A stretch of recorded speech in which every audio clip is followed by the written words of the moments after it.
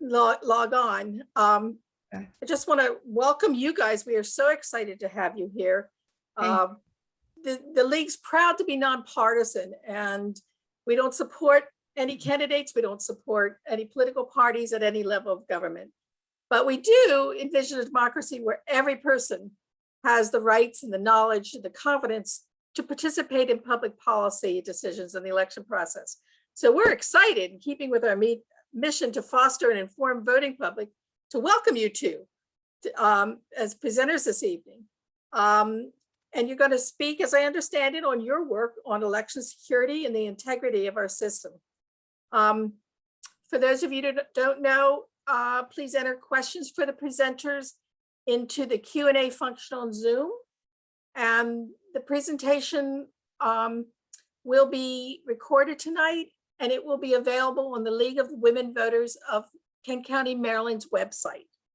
So now I'm pleased to turn the program over to Dr. Scala and Dr. Dalenger.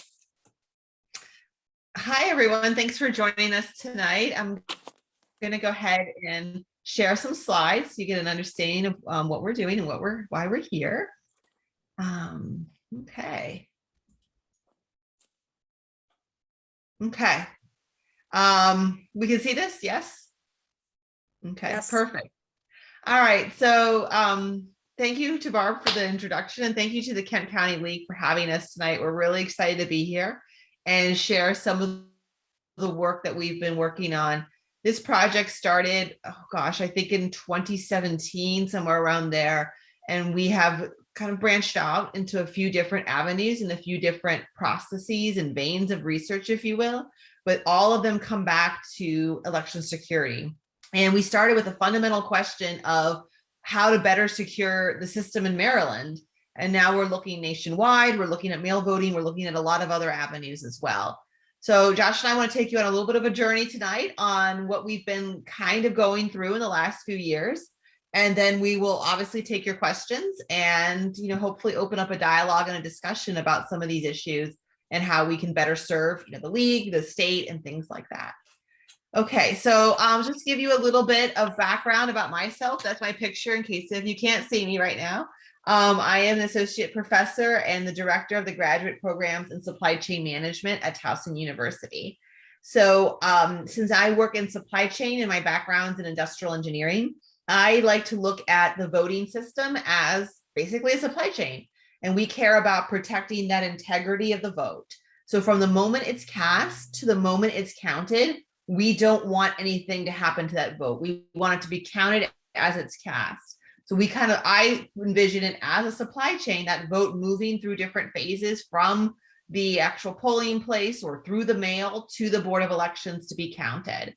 I have different research experiences. They've gone on for quite some, for some time. I guess I've been doing this for a while now, but I started out in graduate school looking at nuclear power plants, and actually I worked for RAND for a little bit, and we were looking a lot at military applications, and then that has grown more into the election security space. And then I'll have Josh introduce himself. And I'm Josh Dalenger. I'm a professor in the Department of Computer Information Sciences. I've been at Towson since 2008. And very much like Natalie, my prior research sort of complements what we're doing now, in that back in my PhD days, I was a software engineer and a safety and reliability engineer. So coincidentally enough, I didn't know this about Natalie, but I also worked on nuclear software and management systems to make sure that they don't go down. If they were to go down, they would to go down gracefully and not cause a problem. Since moving to Towson, I've done a lot of work in cybersecurity and cybersecurity education. So as you'll see, a lot of the work that we do is similar to what we do of students, in that we both believe that poll workers and election judges need to understand the basics of security so that they don't make accidental mistakes that could compromise our system, or they understand what those threats are so that they can prevent them. I should also say, like Barb said, we are also non-political in our research. We want everyone to have access to voting. We want the elections to be fair and secure and have integrity. And so this research and everything that we do tries to be as nonpartisan as possible. We do understand that's a little bit difficult nowadays, in that just mentioning mail voting may trigger one side or the other in terms of political parties, but our research is nonpartisan. It is academic and scientifically based. And like we'll talk about today, we use data. We look at the problem from a data lens, and we see what the data shows us in terms of security and election security and some of these other processes as well. Just also want to mention too, I know Barb mentioned at the beginning about the chat feature. We'll monitor the chat throughout the talk.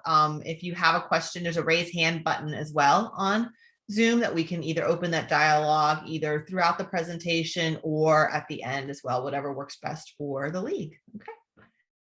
All right. Yes. Okay.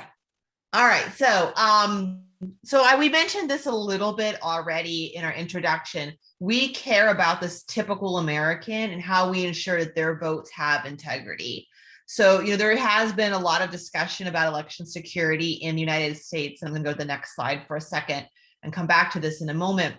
But I think we all kind of know why we're here and why we're talking about election security a lot.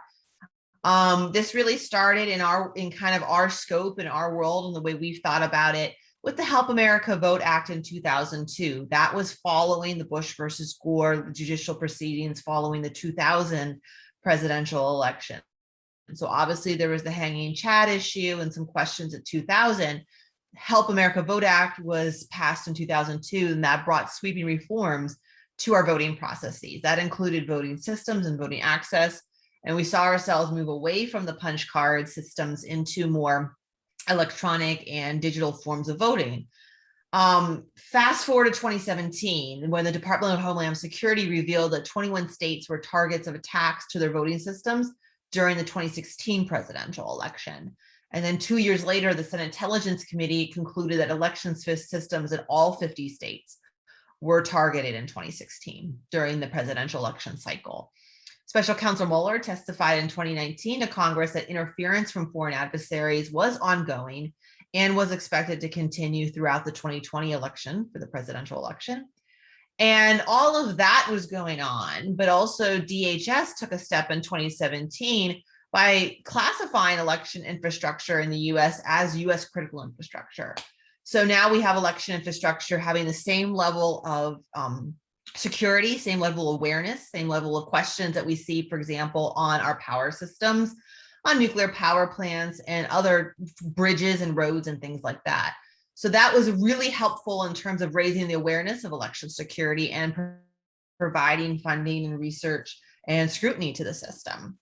And DHS classifies election infrastructure as voting systems, the storage of ballots and equipment, and the associated infrastructure. It does not look at political parties, political action committees, candidates, the actual election politicking, if you will, but the actual administration and counting of the votes. So to go back to the first slide for a second, all of that is in the discourse and the media, but sometimes I think the typical American may feel that they are a little bit removed from that. There's all of this other stuff going on at the state level and the government and the foreign adversary stuff, but what does it mean for the typical American? So we take somewhat, obviously though that informs our research, some of the things that have happened in the news and some of the attention, but we really think about that American who just comes to the polling place and wants to vote. We want to make sure that their votes have integrity. And like we mentioned at the beginning, counted as it is cast. From the moment it is cast to the moment it is counting, nothing happens to it. So we are the first academic team, as far as we know, to define threats to elections as systemic threats. And a lot of the research that's out there really focuses at what happens at the state level and also those cybersecurity threats. And I think a lot of that research comes from the fact that there is, there's accusations of foreign interference, questions about social media and its role in elections. And also before 2016, there were some questions about, how these new electronic systems would work and how they would tabulate votes and things like that. So a lot of the research has stayed basically in cybersecurity questions and the aggregation of the votes at the state level. But in reality, there's multiple places where threats could come from. And one of the things I want to make very, very clear tonight is that, we're going to talk about what we say is potential threats to elections, and they're going to come from different sources and they're going to come from different definitions. We have no evidence that any of these threats were actually ever compromised in an election in Maryland. But these are things that we need to watch out for. These are things we need to be aware of, and these are things that we need to prevent from happening. But we frame this in terms of cyber, physical, and insider. So of course, cybersecurity, I think we know, and it's the idea about the digital machines and the media. And that's really regardless if they're connected to the internet or not. There's just some sort of electronic component to the voting cycle. Physical threats could happen if equipment was tampered with or disrupted with somehow. And then insider threats are interesting. Insiders are those who have access to the elections and the equipment. And since elections equipment are considered critical infrastructure, insiders who have access to it have pretty, high level access and could potentially disrupt the election. Most of our insiders, and we look at a lot as poll workers as insiders, they're not here to cause a problem. They are altruistic. They're a highly volunteer workforce. They just want to help administer the election. But sometimes those insiders or those poll workers might make an honest mistake, and that mistake could introduce some sort of risk into the process. And so we have to think about that as well to prevent our poll workers from making those mistakes. But there's also an adversarial insider as well. There could be somebody in the system somewhere who is there to intent harm and to inflict harm and has the adversarial intent to do so and take a deliberate action. So we have to think about those who touch and deal with and interact with the elections equipment may be there altruistically and make a mistake, possibly, or maybe there with an ill harm intent. So what we've done is identify where could these threats come from. And these are called influence diagrams, and they're just maps of different things that could happen in a process. And they help us to start to visualize, what does the scope of this problem look like? How big is it? What's involved? Who's involved? And how do all these threats come together? So we've identified different sources of threat, and these are categories of threat that could affect cyber, physical, and insider votes. And for example, under cyber, we have flash drives. Maryland scanning units at polling places are offline. There's no internet connection. They sit there at the polling place completely removed from the internet, but they are plugged in for power to the regular electrical outlet in order to scan ballots. As they scan those ballots, those votes are actually counted right there on the machine. And that ballot drops into a basket, for a paper trail for auditing purposes. But as they count those votes on that machine, they have to be stored somewhere. So the state of Maryland uses flash drives. That's all well and good, but then we have to also make sure that nothing happens to the flash drive, right? And, when I talk about potential, altruistic insiders, you might have the flash drive and drop it in a cup of coffee or, have it in an envelope, carry it out of the polling place. It falls out of the envelope. It's on the driveway. You don't realize it till you get to the Board of Elections. There are very honest mistakes that could happen. And again, we have no evidence that it has, but these are things that we want to be prepared for. And these are things we want to prevent. So again, those are votes that can be counted as they were cast. So we use influence diagrams to brainstorm and come up with potential things that could go wrong. And then we start to ask ourselves, how likely is this? Is this something that's just this crazy thought in our head? Or is this something that is, there's an actual chance that this might happen? So I'm going to talk about that a little bit tonight with mail voting and how we thought about this likelihood of events and how we thought about the security of mail voting in general. And then Josh is going to talk more about polling places and how some of the work that we're doing with poll workers and insiders to help prevent them from making these mistakes and help prevent them from having potential issues arise at a polling place. Okay, so COVID-19 obviously was a huge issue in the last presidential election. Crowding, lines, and sick poll workers all became problems. And what's interesting is even in Michigan, the night before the primary, there was in the Detroit area, there were a large amount of poll workers who called out sick with pneumonia the night before the primary. A week later, Michigan reported its first COVID case. So, we have no idea if the poll workers who had pneumonia had COVID pneumonia, but there was obviously something brewing during the primaries, and things were starting to, deteriorate, and we started to have stay-at-home orders. So there was a lot of state of flux in the primary season, especially. 40% of states had some sort of change to their primary. Ohio, for example, had a primary scheduled for St. Patrick's Day. The night before the primary, they pulled the plug and changed the entire system to all extended absentee. No in-person voting on St. Patrick's Day. It was canceled the night before, and they opened up a longer absentee process and had everyone essentially vote by mail in the primary in Ohio. 47 states continue with an expanded mail-in voting, some sort of additional opportunities for them to vote by mail throughout the general election. Obviously, we needed access in place in 2020. We needed people to have access to that ballot box in the middle of a pandemic. So people were looking for safe, socially distant methods of voting. And now looking back at the 2020 election, we can very much understand and see that that's what Americans did, right? Record numbers of Americans voted by mail, record numbers voted early. People wanted access to the ballot box, and they wanted to do so in a way that would not bring risk to COVID to their families and to themselves.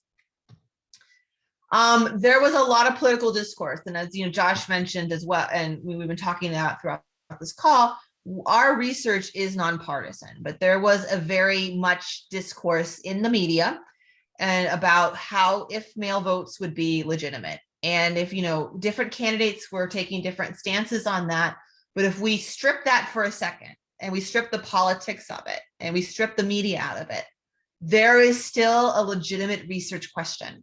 Mail voting in the United States basically scaled up overnight. Right? Ohio all of a sudden went to full mail overnight for the primary. They did have in-person voting in the general, but things happened very quickly.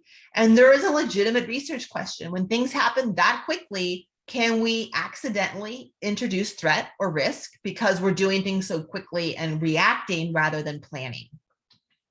So like we said, there was some discourse, there was misinformation also going on in social media as well, from various different sources. And we, define this idea about misinformation, obviously, state sponsored, that's happening on social media, but it could be the misinformation even from your friend.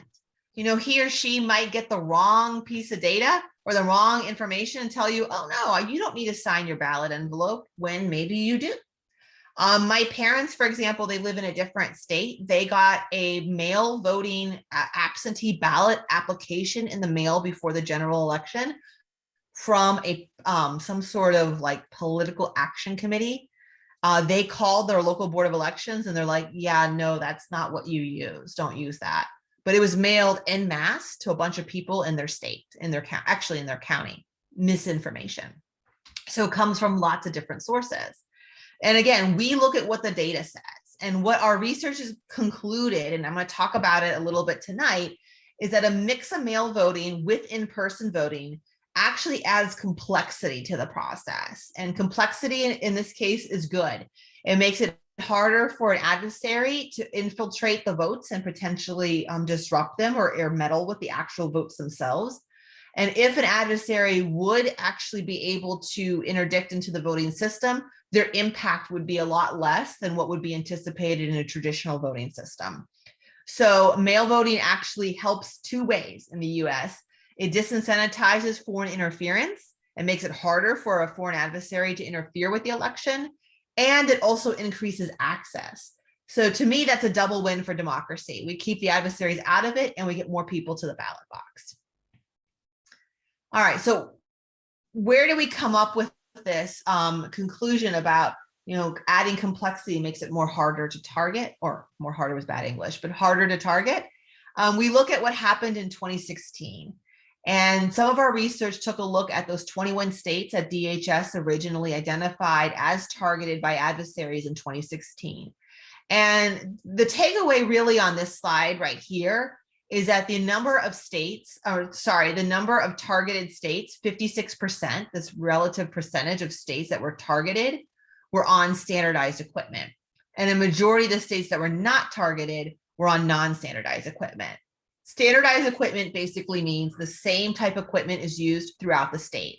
So for example, Maryland uses optical scanners in every single county throughout the state. That is easier actually for an adversary, because if they would attack scanners and be able to hack into the scanners, they could potentially get access to the entire state. Pennsylvania, for example, uses different types of equipment. Different counties are using different types of equipment, which actually makes it harder for the adversary, because if they wanted to infiltrate Pennsylvania, they would have to attack different types of equipment and be successful multiple times with each type of equipment. And again, we have no evidence this happened, but these are the kinds of things we need to think through when we think about protecting elections. So a standardized system, although it's easier to administer, sometimes can open up potential security risks. And we just have to account for them and mitigate them. So I want to talk about mail voting for a little bit. And what we did with mail voting is we started out with something called an attack tree from computer science. And an attack tree is basically just an inventory of risks. When you make a shopping list for the grocery store, you list out everything you need. And I'm actually really terrible with that, because I go to the store and then I get like distracted with, like the stuff on the end caps, and I end up buying way more than I need. But if I make a grocery list and I actually stick to it, it's a list of everything I need at the store. And an attack tree is very similar to that. It's just a big list of everything that could potentially go wrong. Where are all the potential threats? Where are all the potential issues in an election? And it does not identify how likely it is for something to happen. It just identifies all the things that could go wrong. And what's cool is that it allows us to make a big picture of the problem. Very similar to what we had with the influence diagrams a few slides ago. It allows us to graph it out and visually see how big this problem is. We built this from data that we had from the Elections Assistance Commission. They created an attack tree for mail voting in 2009. And at this point, it's been over 10 years. So we wanted to start by updating that tree, making sure it was still a full inventory. It still had a list of everything that could go wrong. And since 2009, there's 8 states in the United States that use fully mail voting or mostly mail voting. And this was even regardless of COVID. They just vote by mail predominantly in those states. Obviously, COVID-19 changed things. And there's an adaptive adversary. We can't expect adversarial nations to the US to have the same technological capabilities they had 10 years ago. They are adapting and changing as well. So here's a picture of what an attack tree can look like. And in mail voting, the EAC, Elections Assistance Commission, broke this up into 4 different areas. One was an insider attack, which again could be an altruistic mistake, but there's something that goes wrong with an insider. Branches 2 and 3 are something that goes wrong externally, outside of the process, and that could be a foreign interference or could not be, just something outside of the process. And then branch number 4 is voter error, which commonly got called voter fraud in the last election. But we're going to refer to it mostly as voter error. That is not maybe as politically charged, that term. But those are those kinds of issues. And again, that could be fraud, where the voter chooses to vote for like their dead mother, for example. That happened in PA. Or it could just be something where the voter, again, forgets to sign their mail-in ballot envelope, drops it off in the wrong county's drop box, things like that, where voters just actually make mistakes. And when we talk about an inventory of threats, this is what an inventory sort of looks like here on the right-hand side of the screen. We've got different things that could happen, and they're all broken down into singular actions. So this is the vote by mail attack tree. These are all the things that could go wrong with vote by mail. And again, it looks really, really comprehensive and scary. But the reality is that sometimes this is complex in of itself. So for example, there is an and node. So I think you might be able to see my mouse kind of moving on the screen here, but there's a flat bottomed half moon here for an and. An and node means that everything has to happen in order for the system to be breached. So for example, down here on the left-hand side, there's an and node. and then there's 3 circles that come from it. So in order for the system to be breached, mail voting, by this activity, 3 activities have to happen together, and then there's a problem. So that makes it a little bit more complicated because the adversary or the poll worker or whoever it is has to either make 3 mistakes or 3 attacks in order for it to be compromised. At OR nodes, they kind of have like little teeth on the ends. At least 1 activity has to happen. So there's an OR node over here, for example. There's 4 potential activities. All 4 could happen, but only one of them has to happen for the system to be breached. So even though there's a lot of circles and threats and on here, there's really 57 scenarios of 57 things that could go wrong by vote by mail. And that seems kind of comprehensive, and maybe it seems a little anxiety driven. But the question really is, how likely are these to happen? If it's not likely, then we don't have to put as much energy into it. If it's something that is likely or has a chance of happening, we need to make sure we have mitigations in place to prevent it. So that's what our research was going to look at. First of all, we wanted to make sure we had everything collected on the tree. Again, this isn't a tree from 2009. Now it's 2021. We were doing most of this research in 2020. That was 10 years later. So we went through and tried to figure out what could be added and where extra potential sources of threat could come from. And we worked very extensively with Anne Arundel County. So we had a contract with Anne Arundel County for some of the training that Josh is going to talk about in a few minutes. They also gave us a lot of feedback as well in terms of mail voting, and we ran some of our ideas by them. We've also been working with Harford County over the last few years as well. And we're open to working with more counties too. So towards the end of this conversation, I want to talk about how maybe Kent County can help us get involved as well into this research long term. But we looked at some of these issues and changes that could have happened, and we came up with potential new threats. So everything that's not shaded on the chart here are potential new things that could go wrong with vote by mail. And some of these are driven by COVID, like drop boxes are new, for example. We didn't have drop boxes for mail voting before. Now we do. We got to make sure they're secure. And some of these things have to do with the adversary having more technical capability than they might have had 10 years ago. And some of these things have to do with voting infrastructure is now critical infrastructure. That happened in 2017. The previous tree was made in 2009. So we were looking at these additional potential threats, and that actually brought us up to 73 scenarios potentially. So we moved from 57 scenarios to 73 scenarios. And again, the question is, how likely is this stuff? And also it's interesting too, if you look at it visually, branch 4 was the voter error branch. There's not even a lot of scenarios to begin with and things that could go wrong with voter error. Look at the quantity of things that could go wrong adversarially on branch 2 and 3, or with an insider on branch 1. And here we are spending all this time talking about voter error and voter fraud.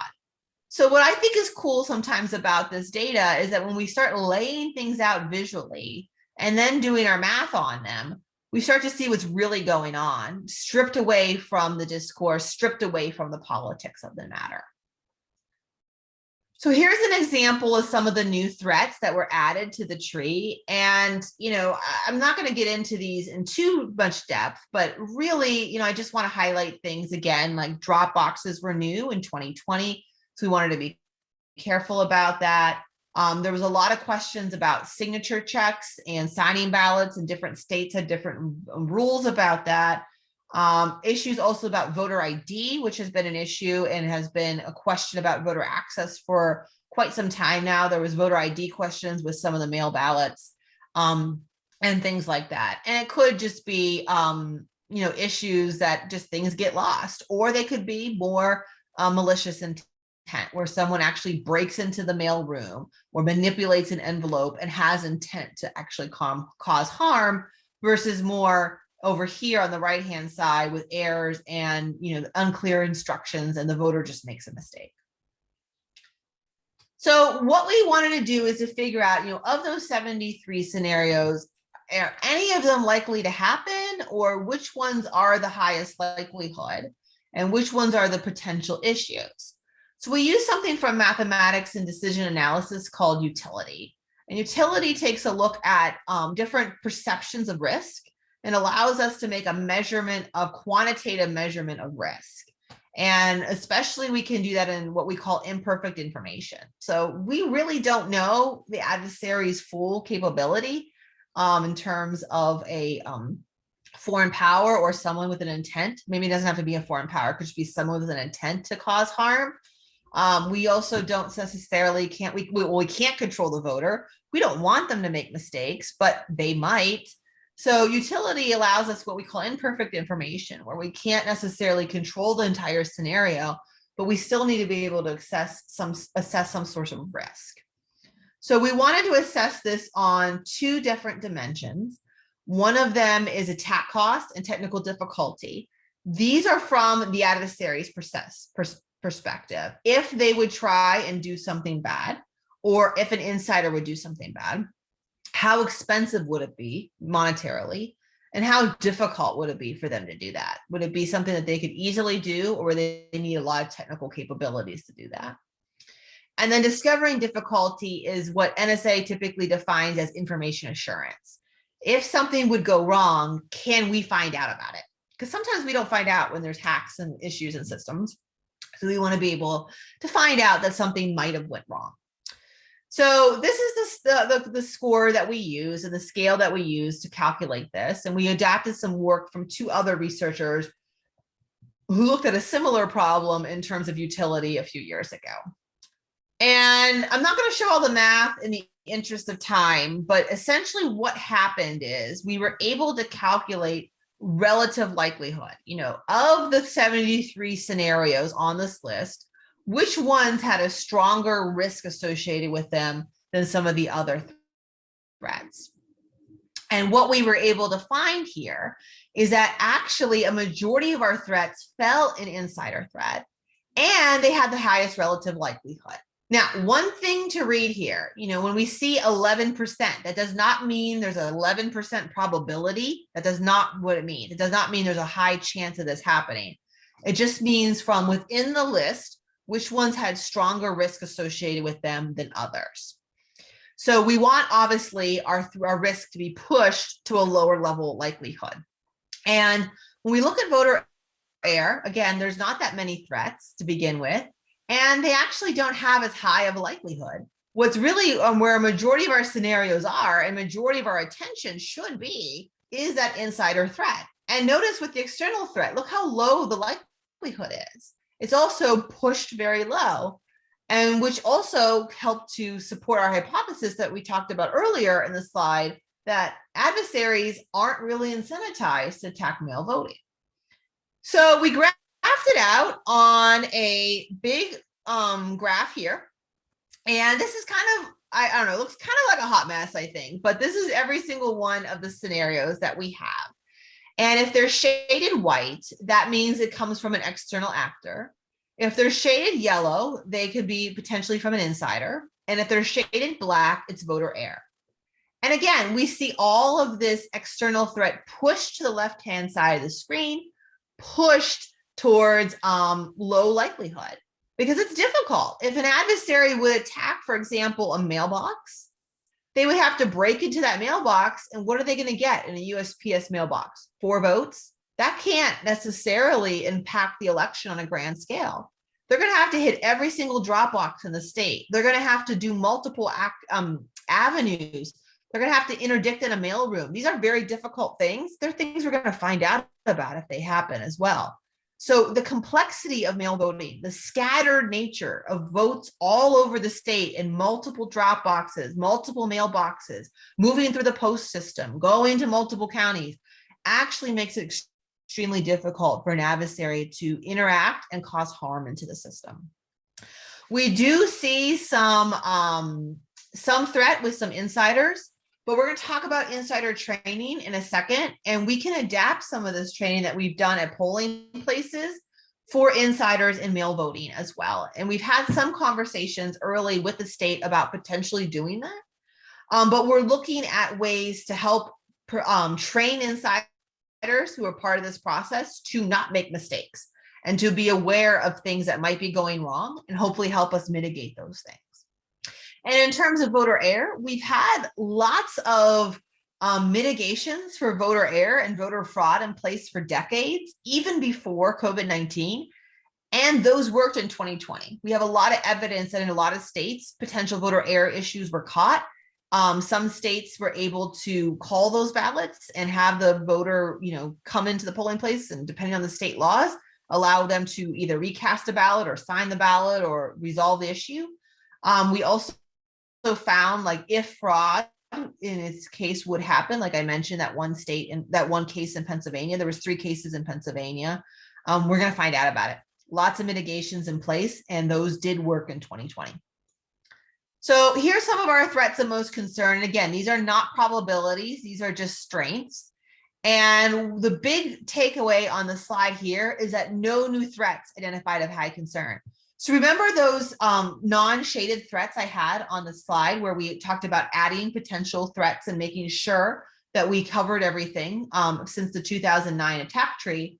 What we found is that all of our threats that had the highest relative likelihood, the ones we should be paying the most attention to, were all from the original 2009 attack tree, which is awesome. Because what that means is we scaled up to mail voting because of COVID-19. We scaled up almost overnight. What we added in terms of scale didn't necessarily make the process less safe. Dropbox didn't make it less safe. Other things didn't as well because they were not the highest threats that had the most risk associated with them. Things that had the most risk associated with them, we've been watching for years. These are known to local boards of elections. These are known to states. People have been watching out for this and helping us mitigate this. So we did not necessarily add more risk to the process. We did not necessarily make mail voting less safe by doing more of it in 2020. We actually got more people to the polling place, and we disincentivized the adversary. So we actually did the opposite of what people were fearing. And this is good. And we have the data to actually support this beyond just the narrative. We have hard-coded data with utility theory and mathematics behind it to show that we did not necessarily have a less safe process in 2020. And we don't necessarily anticipate having a less safe process if we continue to use mail voting at scale in 2022 and beyond. Mail voting is going to be used. It's been used actually in some form since the Civil War. Sometimes it's just an absentee process or for overseas voters or military voters. But since the Civil War, mail voting has been used in some form in US elections. We talked about how it's not attractive for the adversary and it increases voter access. So we've actually met with the House Admin Committee, which has election security under their purview. We've talked with them about this, and we've offered our support to some of the legislation that's been on the Hill, HR 1, John Lewis Act, things like that, to help show that there is data that supports increasing access to the ballot box actually makes voting more secure in America. So I want to talk a little bit about this. Oh, and the last point I want to make too on the last bullet point here on the slide.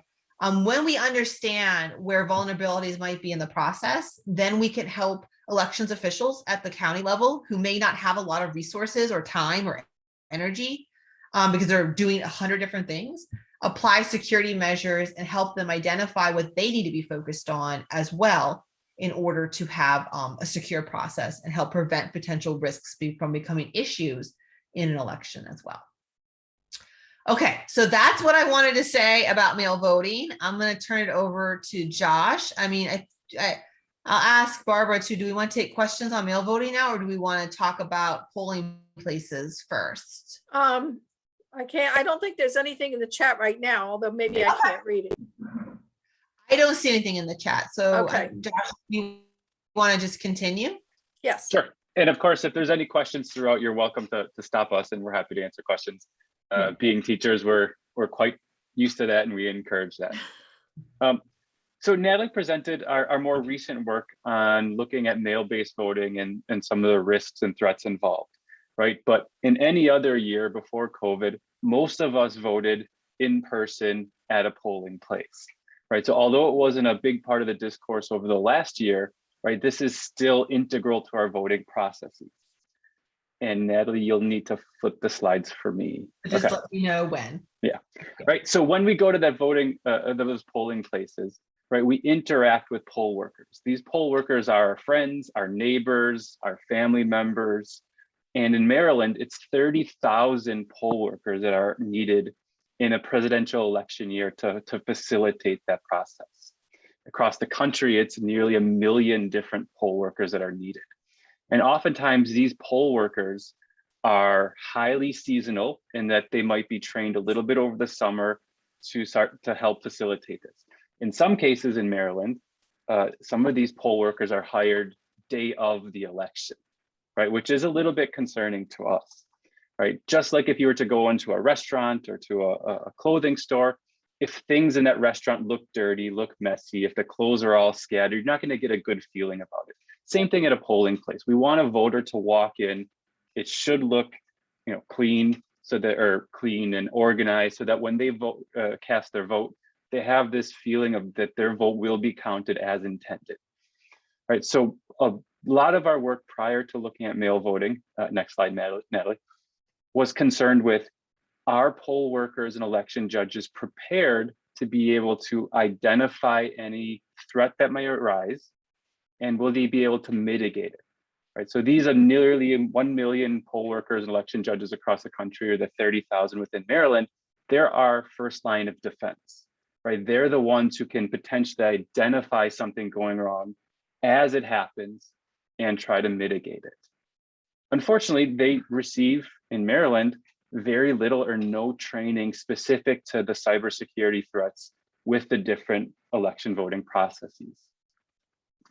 So what we did is, using a lot of the same approach that Natalie mentioned, and I'll mention in a minute, is we partnered up with boards of elections within Maryland to develop and to validate and pilot training modules that poll workers could use to both review the processes and the equipment that they're going to facilitate, and to educate them and train them to recognize and mitigate the physical, the insider, and the cybersecurity threats that can come up. Right. So we developed these training modules to provide them this training, and we want to make sure they're effective. So the next slide, Natalie. So the approach that we use is the same thing as Natalie mentioned in mail-based voting. Right. So our team defines election threats in terms of those cyber threats, those physical threats, and those insider threats. And our prior students in 2018 and 2019, they developed this risk model, and they developed the mitigation techniques to mitigate those threats, just like Natalie showed in the threat tree. Right, so this took extensive research to be able to, one, identify the vulnerabilities specific to Maryland's election equipment and their voting processes. We again developed influence diagrams and process mapping to understand how relatively likelihood these threats are, and then how we can mitigate them. And we were not doing this just for sort of academic pure research, but we wanted to take this research and translate it to boards of elections so that election judges are able to use this. Next slide. So as Natalie mentioned, we did partner originally with Harford County and then more recently Anne Arundel County. We're at a little bit of an advantage within Maryland because Maryland does use standardized equipment, like Natalie said. So the training modules we developed for one county can apply through the entire state. Right, so our students and us looked at the documented literature of vulnerabilities for the election equipment specifically that Maryland uses. We work with both Harford and Anne Arundel to look through the training manuals that are used to train poll workers. We looked at the actual elections equipment and toured a mock precinct polling place. We talked with election officials, and we did this in conjunction with the EAC 2009 inventory of attack trees for specific elections equipment. So the Elections Assistance Commission more than 10 years ago looked at the 3 or 4 types of main voting equipment used, and they developed this pretty comprehensive attack tree for the kinds of equipment that Maryland uses. And so we use that. Next slide. So with all this, our students had previously identified 25 vulnerabilities to the process, right? And so these 25 vulnerabilities are vulnerabilities that can arise at the Board of Elections at the county level, right? So unlike a lot of other existing literature, we're looking at the local polling place, not any kinds of attacks to statewide systems. And our students identified these vulnerabilities and categorized them in terms of cyber, physical, insider threats. And we've developed this inventory and influence diagrams to understand the roles of these threats and how we can potentially mitigate them. Right, so we not only want to understand what those threats were, but next slide, Natalie. We wanted to be able to ensure that those poll workers, again, those friends and neighbors and family members, are doing for this nice community service, public good thing by volunteering to be an election judge, that they're equipped and trained so that if something does come up, they can identify that this is a security threat and why it's a security threat, and they'll know what to do if it were to happen. So we looked at the vulnerabilities and the threats that we developed, as well as what the Elections Assistant Commission defined. And we looked at the voting process within Maryland, and we developed 7 specific training modules specific to the processes that election judge may partake in. Right? So for example, election judges, when we go to vote, operate an electronic poll book for someone to check in and make sure that they're in the right precinct and receive the correct ballot. For the scanning unit, the machine that actually takes in our ballot and counts our vote. Things for the provisional voting process, for the responsibilities of a chief judge, for ballot marking devices, and a couple other pieces of the election voting process. Right, so these training modules were meant to be complementary to the existing training process that various counties already have for their election judges. Right, so they were supposed to be both to review what a traditional training program would have provided to them, as well as introduce these security training. Right, so these training modules we developed were meant to be online. They were meant to be sort of what we think as injected into an existing process, right? So they're supposed to be small bits of training. We think of them in terms of about 20-minute efforts, so that someone can not be sort of overwhelmed with too much information, but just to get exactly what we want them to get. And coming from academia, we think that online education in this sort of small training modules have been effective and easy means to integrate new knowledge into existing courses. So it's something we do all the time in our normal teaching day jobs. Online education has also been shown as an appropriate tool for diverse learners, right? So we recognize that poll workers range anywhere from the young college kid to retirees and everywhere in between, with different education, different experience, different familiarity with computing equipment, and so on. And online modules have been shown to be effective across that spectrum. And we also think that online training modules are reusable and extensible resource, right? So if we develop modules for Anne Arundel County, right, because Maryland uses the same equipment across the board, we can reuse these modules for other counties as well. Next slide, Natalie.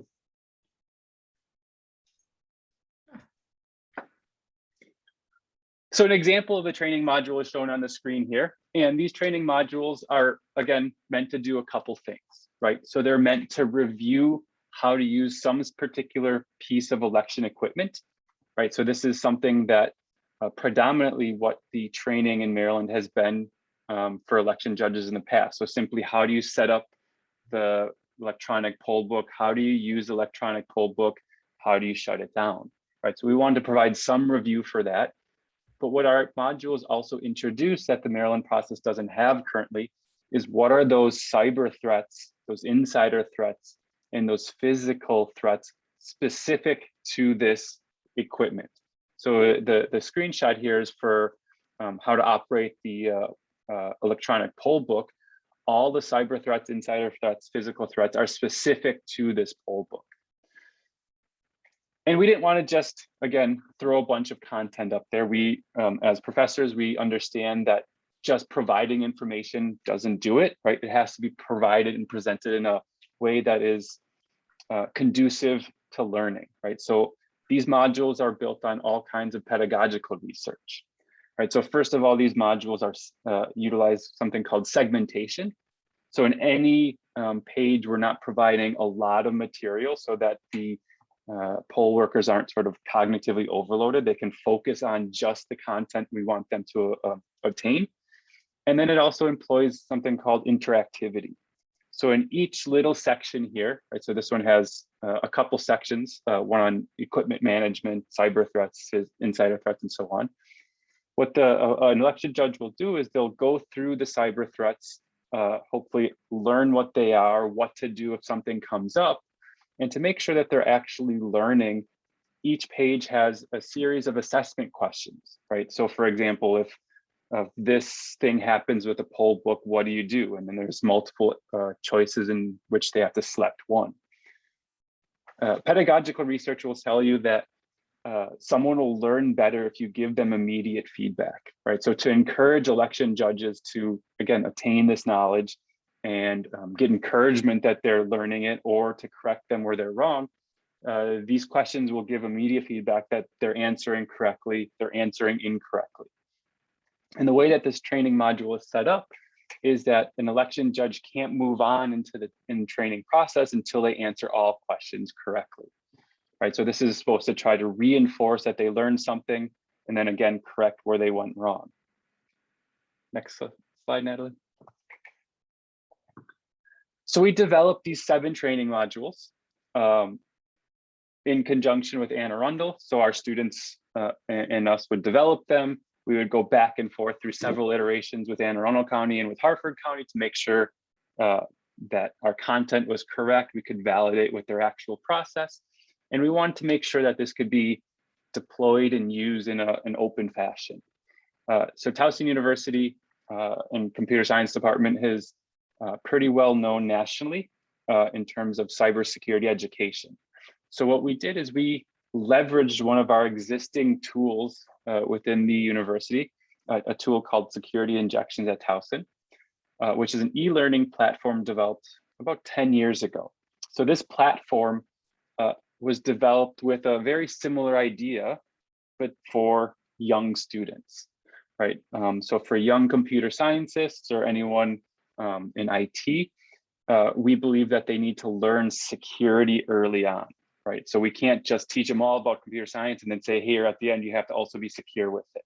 So we believe the same thing with election judges, right? So this is an e-learning system built specifically to educate college and high school students with security ideas early on. This has been nationally used and recognized for a long time. It's been used by more than 200 institutions and universities across the country. Now more than 500 faculty have used it. So it's a known idea in cybersecurity education. So what Natalie and I did is we leveraged this platform to do the same thing with election judges. So the next slide, Natalie. So with this developed and validated training modules, we deployed it on the Security Injections e-learning platform.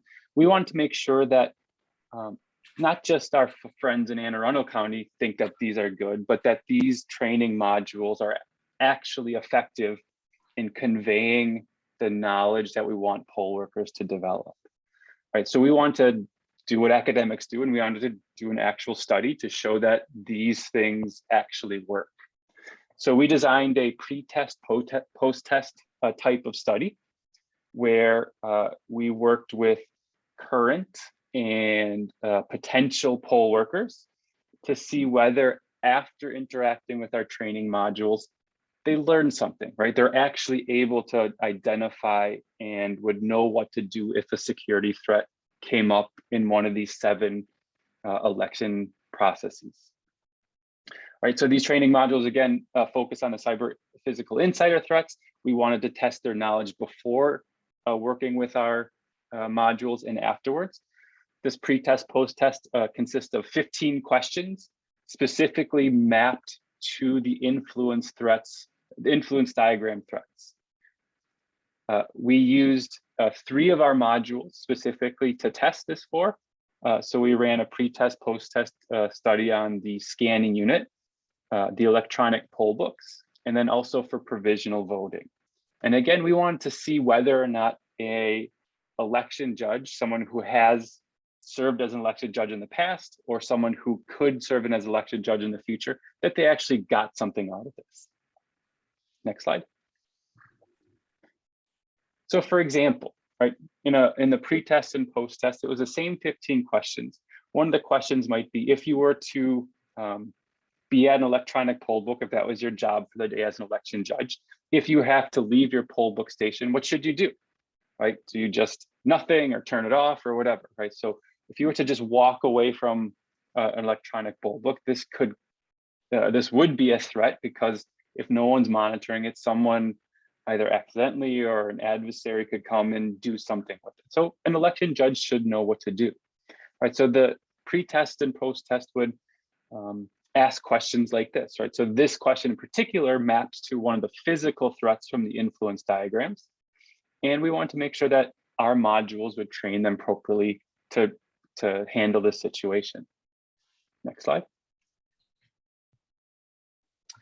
So again, we conducted the study prior to COVID, prior to the 2020 election. The plan was to show that this was effective, and if COVID never happens, all of the 3,000, 4,000 election judges in Anne Arundel County were going to use this, because hopefully this would show improvement. So we both did this pre-test, post-test study with, well, at the time it was with Harford County election judges. We did it along with our Osher Lifelong Learning Center. So Osher Lifelong Learning Center in Towson is predominantly for retirees who want to come to lectures and whatever. We thought that a lot of election judges are those folks who are retired. And then we also did it with a large group of college students, because at least within Baltimore County, a big number of election judges are college students. So we wanted to make sure that current and eligible election judges actually learn. So again, what they did in a really systematic manner is they agreed to the study. We collected some demographic data to see if that had any influence. They went through a pre-test, right? So how much do they know about the threats for a particular, for the electronic poll book or for provisional voting? They interacted with our modules, right? So they used our modules to learn about the threats and what to do if one were to come up. And then later on, we had them go through the post-test to see, did their scores actually improve? Right, we want to measure whether our training modules were effective. The next slide, Natalie. Well, indeed, right, our training modules were effective, right? So the quiz scores increased, and they increased in a statistically significant manner. So this wasn't a random increase. This wasn't an increase by chance. This was statistically significant, right? So this tells us that these training modules allowed these poll workers to become more aware of the threats, and provided them the ability to, if one of these threats came up, they would be able to identify and mitigate or eliminate these threats. And not only did we want to make sure that our training modules were effective, right? We want to be sure that they learned from it, but also, next slide, that the training modules were usable and accessible, right? So we understand the 30,000 folks who serve as election judges in Maryland and the 1 million in the country. They're going to have different modes of learning. They're going to have different abilities. They're going to have different familiarity with computing equipment in general. So we also conducted what's called a usability study, and the specific type of usability study called the System Usability Scale Survey. So this is a pretty standard study that is used on a lot of computing equipment, web applications, mobile applications, for anything that wants to be widely disseminated and adopted. And it's to ensure that folks who are blind or who have difficult seeing or have different cognitive abilities, that they can use this system in an equitable way. So we did this with our training modules with existing poll workers. And we found that it indeed was usable. So on a sort of scale of 1 to 100, it came out around 85, which is quite a good score. And demonstrated that not only, again, from the pre-post test study, that election judges can effectively learn in a statistical significant way, but also that these training modules are ready to be widely disseminated and adopted, right? So again, our focus here is not just to do pure academic research, right, but to do academic research and apply it in the real world. So allow training to be used by poll workers in Maryland, and not just by Anne Arundel or Hartford. We would like to see as many people within Maryland and across other states use this as possible. The next slide, Natalie. So that's exactly it. So what we did is we looked at mail voting, right? And we haven't developed training modules for that yet, but we're in the process of doing that. We also focus on that local election polling places, right? We want to be sure that the nearly 1 million people who run our elections and volunteer our elections have the training, and they're equipped to be able to, if a threat were to arise, that they can mitigate it. This research doesn't stop here. Next slide, Natalie. Right, we have now piloted both of these training modules with Hartford County and more recently with Anne Arundel County. Our research shows that the training modules are effective and they're usable. And it's one thing for an academic to think their work is great. That doesn't mean a whole lot in the real world, but the U.S. Elections Assistance Commission also recognized Anne Arundel County's use of these training modules. And Anne Arundel was awarded a Outstanding Innovation in Election Cybersecurity and Technology Award, which feels pretty damn good, to be honest, that that they're doing something good based on our research. And we're sort of looking to now expand this as much as possible, right? We do think that this is a good approach, and we are looking to work with new partnerships, both across Maryland state and on other states. And I'd also be remiss not to mention that Natalie and I are just the faces here tonight, but this was work that was done from a team of, I think, more than 15 students now over the past couple of years. These are students we're all both very proud of, and some of this work was recognized by University System in Maryland for both the mentoring and the outreach that we've done as a part of this project. We have a number of papers. Oh, okay. I'll give you one more slide. We have a number of papers. One more. That one? We have a number of papers that really give a lot of detail. So what we presented is really just sort of the tip of the iceberg. All of the sort of math and all of the sort of more technical stuff is described in some of these papers. If we leave this up just for a couple more seconds, so the recording, they can pick these up. If you would like to read any more about this, we'd be happy to send you any of these papers. You can contact us, previous slide, at our emails. Sorry, Natalie, previous slide. Yeah, at our emails. A lot of our information, both the academic research papers, as well as some of the more op-ed, opinion-oriented kinds of work that we've done is on Natalie's website. So you can find it there. Otherwise, we're happy to welcome any questions either now online, or if you want to contact us through email, that's good as well. So with that, unless Natalie has a few things to say, we'd be open to questions or any kind of discussion you'd like to facilitate. Yeah, and like Josh mentioned, most of this is on my website. So if you navigate to nataliescala.com/projects, all the papers that we had on the slide a second ago are linked there as well, if you wanted to actually read through them and go through that as well. Okay, yeah, and we'll open it up to any questions and a dialogue and a discussion.